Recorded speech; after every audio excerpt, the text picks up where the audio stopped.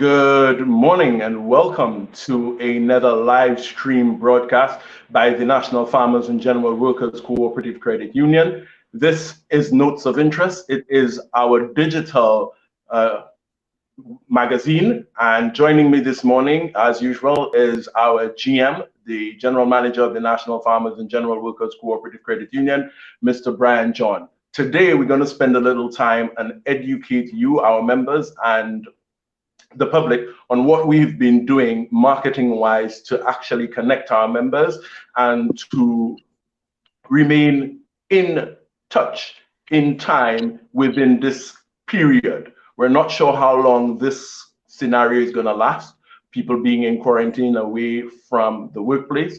But as we move through the time and the pace, we're trying to ensure that we create avenues and create projects and marketing initiatives that would really connect our members and ensure that they know what's happening with the National Farmers and General Workers Cooperative Credit Union. So welcome, Mr. John. You look quite snapped today in your black and white. I couldn't help commenting that you look like Father John today. Well, it's because of the season that we are in. Yes, we are in.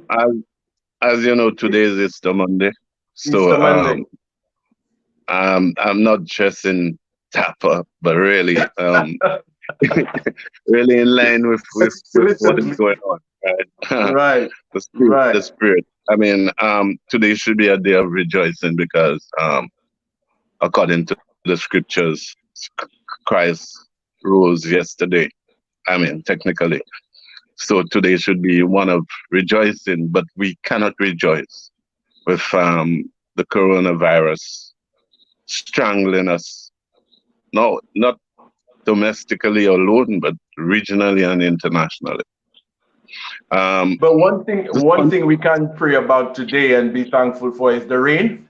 We've been wanting rain for a bit, and I think from 2 o'clock this morning we've had continuous, weather. Yes. So I know the trees are happy and celebrating, and so are our rivers and our intakes. So Wasco is going to be very, very pleased for the day. Mr. John, I want to look at what we've been doing to assist our members. Last week we spoke about the FIP and the waivers. I want you to just talk about that again, and then we're going to go into some of the other things that we've been doing. Considering the fact that the full financial impact of COVID is not yet known, nor will it be known for some time now. The NFG, like other institutions, has embarked on a number of initiatives. One, to reach out to its suppliers to try to see if it could get deferments. And in that, we have reached out to CUNA, the provider of 2 of our insurance types. One, the FIP, which they have graciously given us a deferment of 3 months, and the other, the LPLS, which is the loan insurance, which we have written to them. We didn't get the response, so I've written again, and possibly a response should be coming this week. I'm trusting that that will be positive, because I think when I spoke with Mr. Andre Gundu recently, he gave every indication that they would try to assist. So fingers crossed, God is love. I'm feeling positive that even the LPLS, which would more assist the credit union than the members, would assist both, because if you have a loan and then you're deceased, the insurance would clear off the loan. So that's positive for you and positive for the credit union.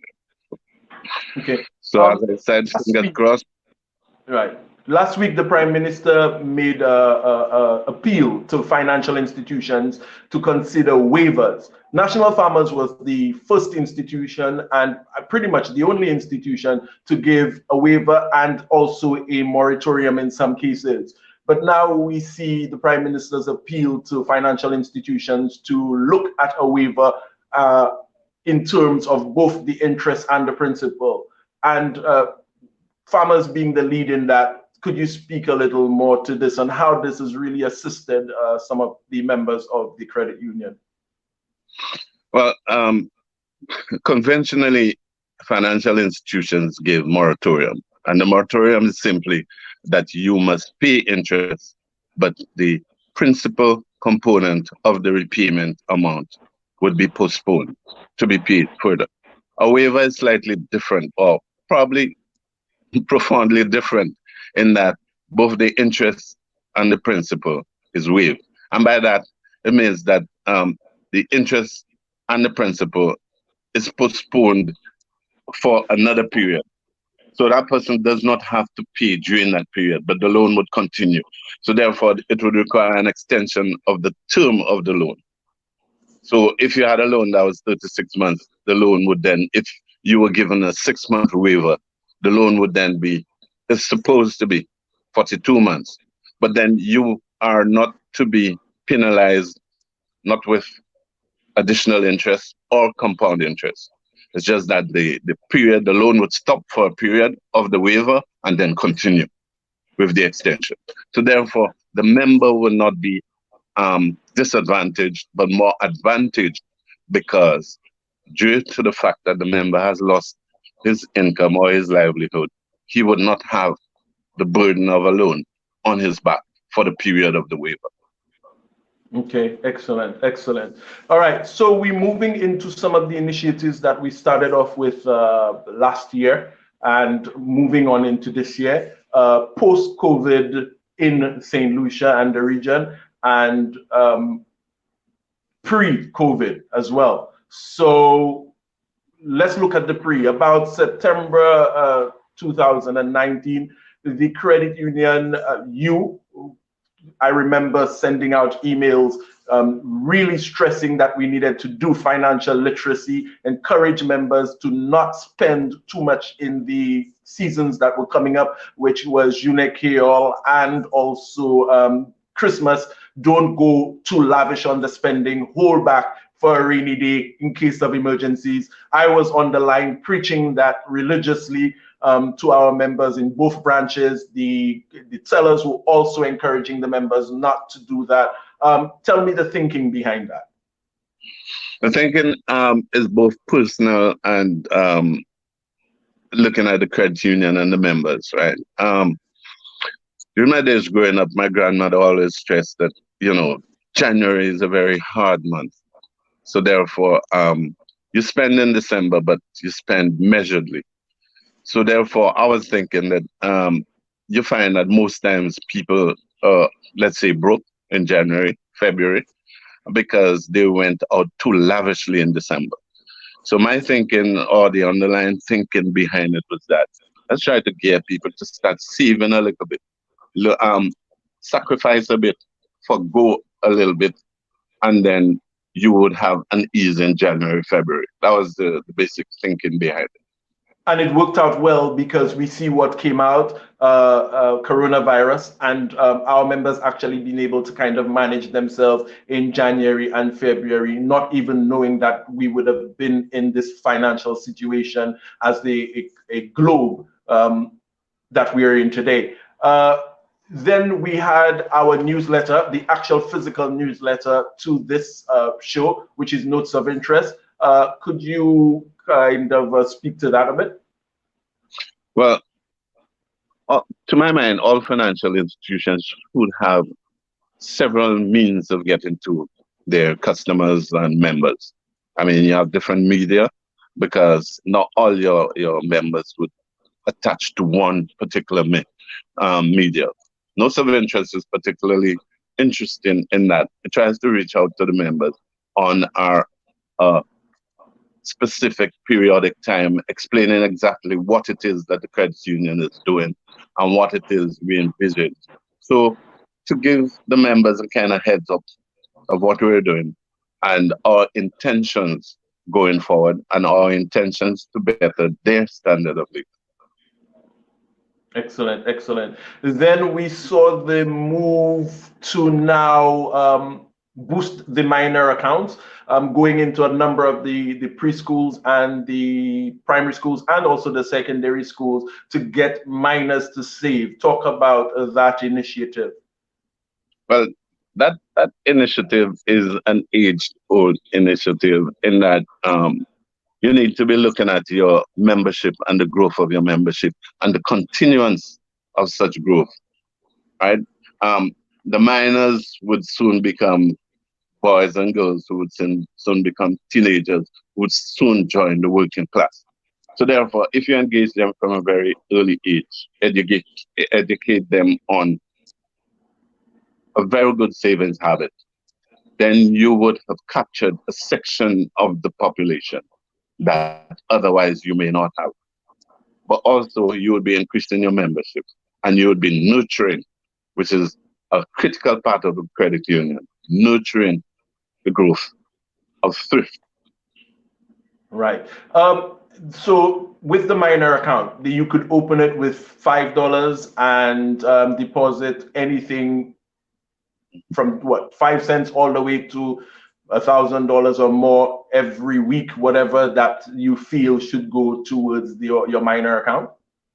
I wouldn't say 5 cents, but I mean it would encourage the members, the depositors, I call them, the minors, to save, because savings can be something that is adopted.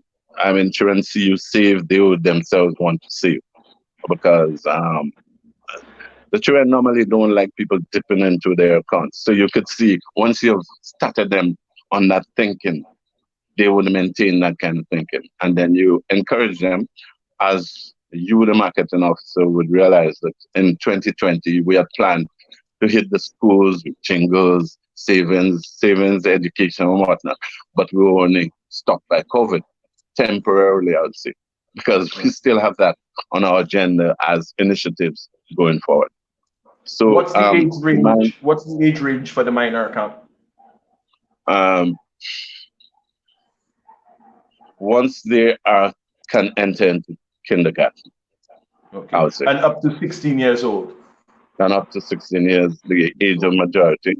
And once they have attained that, we try to maintain an not exactly automatic, but a seamless move over to the normal savings account. Savings account. Excellent. So all right.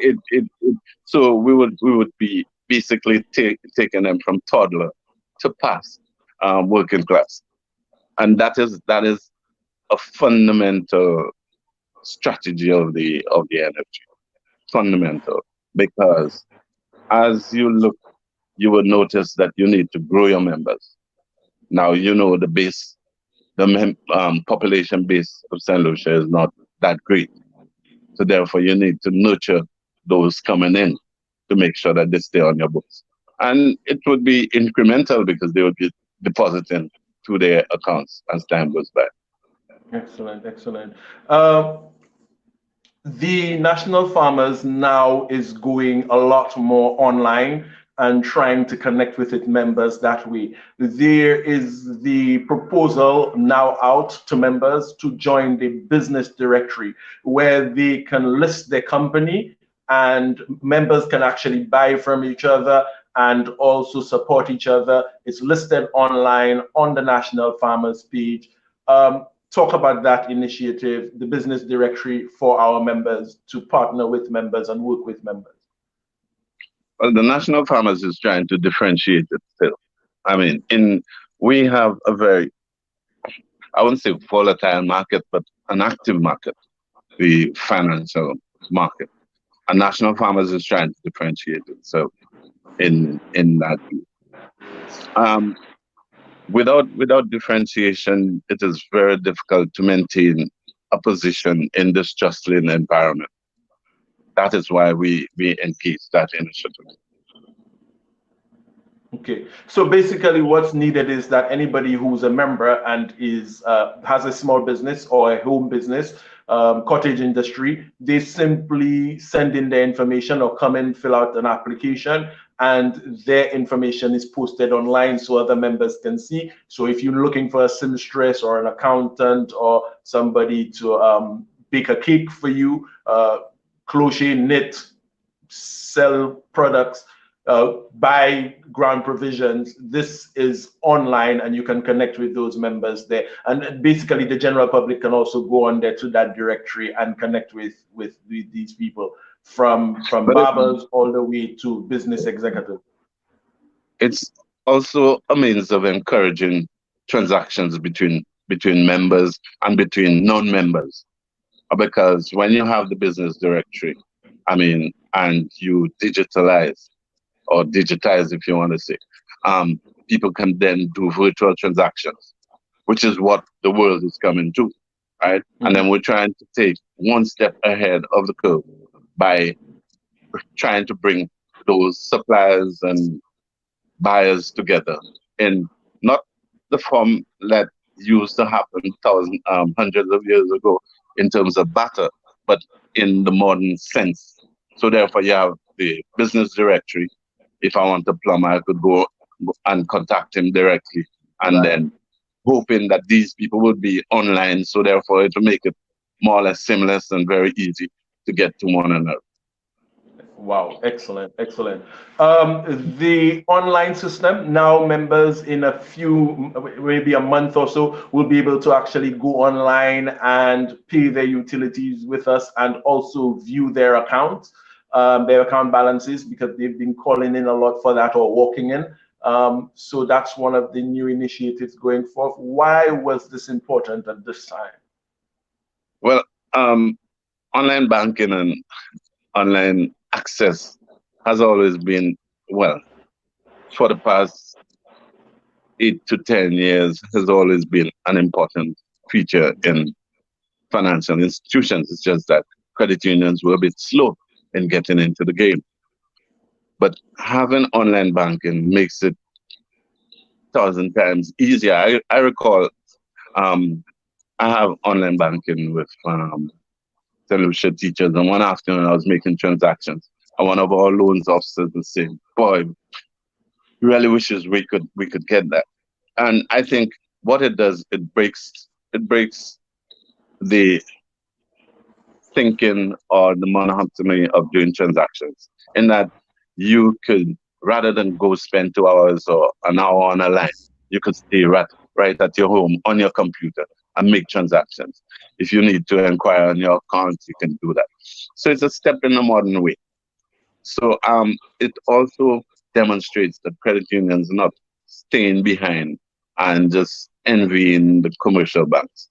I mean, we're not a bank, yes, it is true, but we also know what our members within the financial space require, and therefore we'll try to provide as much as possible what it is that they need based on our mission and our vision.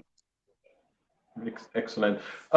Thursday possibly may be a really forward move on the National Farmers Credit Union side, where they are initiating a live Zoom meeting with farmers and fishers who are members and also who are non-members to come on and have a discussion. Tell me about that initiative, please. That initiative is close to my heart, because anybody who knows me would see me every morning that I'm at work. I pass along the streets talking to the vendors, and I'm greeting and forced by it, because sometimes I don't really need the item, but to ensure that they have a sale. Now, some of the farmers that I've found are very innovative, because some of the vendors that you see by the roadside, they keep their books. It could be rudimentary if you want to say that, but they have their books recording the sales. And I was thinking last night that perhaps somebody like me or somebody else can perhaps give them some further tips as to how to include purchases and whatnot into them. But having the farmers and thinking about the farmers, remember, I mean, our namesake is farmers. We are referred to as Farmers CU. So therefore, in this crisis, we're thinking, how best can we assist our farmers? And one of the ways is to really try to get them together, listen to their concerns and needs and try to see how we can strategize together. Now, I'm heartened by the fact that the PM stated that there would be some um, initiative to assist the farmers. I don't know what the initiatives. I have a fair idea of what the initiatives would can be, but I don't want to enumerate them beforehand. Mhm. The fact of the matter is that getting the farmers together and trying to assist them on the same thinking that now we have to shift to eating our own, reducing our import bill for food. That to me is critical and a very critical move by the national farmers. Um, we spoke recently about sustainable development loan. That can tie in with that because I'm thinking that right now we we can look at a lot of assistance to farmers. Farmers, there's an opportunity now to buy our own.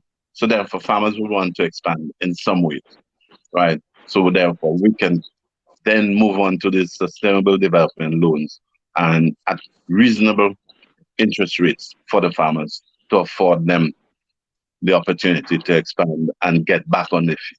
And reasonable interest rates coupled with the waiver that we were given. So it would give them a start to get the seedlings, get the inputs, whatever, and plant and harvest, and that then start paying. Then the farming section of the or the farming thinking that is our namesake would really be truly emphasized because we have deviated a little bit from that.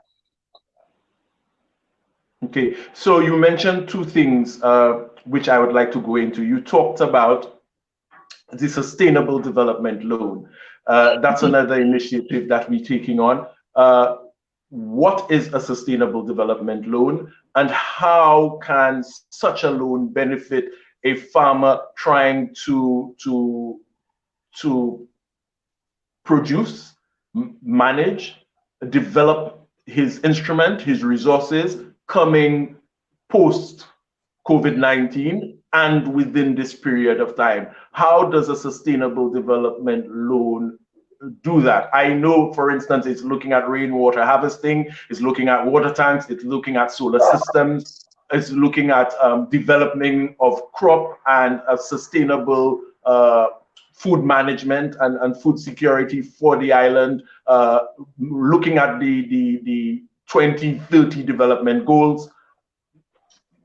Enlighten us. To my mind, a sustainable development loan is any loan that would raise the standard of living of someone who's self-employed, more or less. In the case of our farmers and other workers aligned to that, we would look at anything to do, as you have already mentioned, water pockets, solar heating, inputs for farm and whatnot. We would look at all of these things. Now, how to access such loans? Very easy. Become a member if you're not already a member. Come with either a short paper from an extension officer, or come into us and we would reach out to an extension officer on your behalf, outlining the plan that you have for your farm. Now, previously, farmers went into these types of processes without the finance part of it. They would probably get a loan, but the financial, like keeping books, keeping rudimentary books, was not done. But with this initiative going forward, we would like to have some kind of forum with the farmers to assist them in keeping rudimentary books or to try to guide them or liaise or set up a partnership with SEDU to assist them in understanding the business side of farming. So it would not only be you get a loan from us, a sustainable development loan at a very reasonable rate, close to prime, and then you just on your own. We would like to be more integral in the process It may not be directly, it could be indirectly, where we seek assistance for you to understand the financial part of it. So you know you have a loan, you know you have a business, you know you. So you have three entities there. You don't dip into the business, you pay yourself a salary, this kind of thing. So you have a regimen, you understand the discipline of your business, and you go about the business in that way. We'll try to assist with the various waivers or moratoria, as the case may be, to ensure that you're not on the back foot from the time you start the loan. We'll do whatever is necessary, but we'll try to be as much as possible involved in the whole process, whether directly or indirectly, to ensure that you succeed.